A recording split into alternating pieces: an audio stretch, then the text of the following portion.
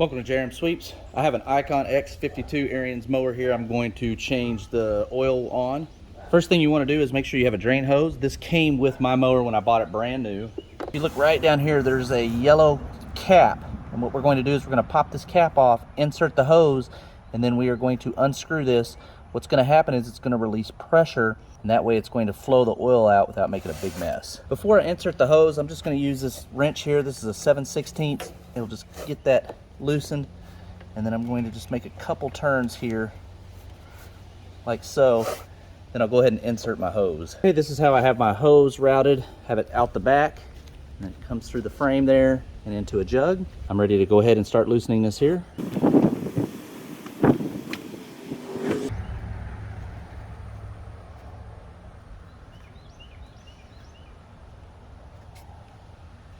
You can see right there the oil is starting to come out. So I'll just loosen it just a little bit more.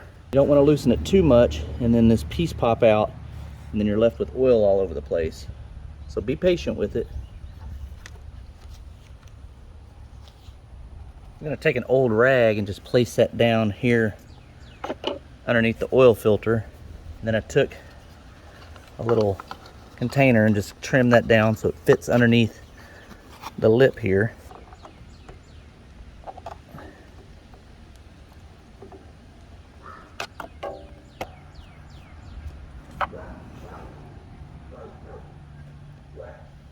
Right up underneath the oil filter right here, there's going to be a lip that's going to help push that oil into that container there.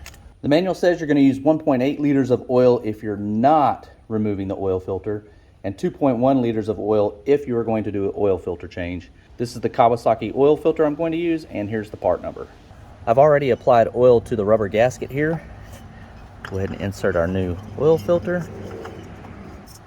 And when you tighten this up, you just want to get it hand tight. Move this here. There we go. Okay, you can see here I have all the oil drained. You might have a little bit of residual oil in your hose here. All you have to do is just tighten this yellow service port up, and then we'll pull the hose out. The oil that I'm using is a 10W30. Again, this oil change here is going to require 2.1 quarts of oil. I already have that pre-measured out here. Thanks for watching.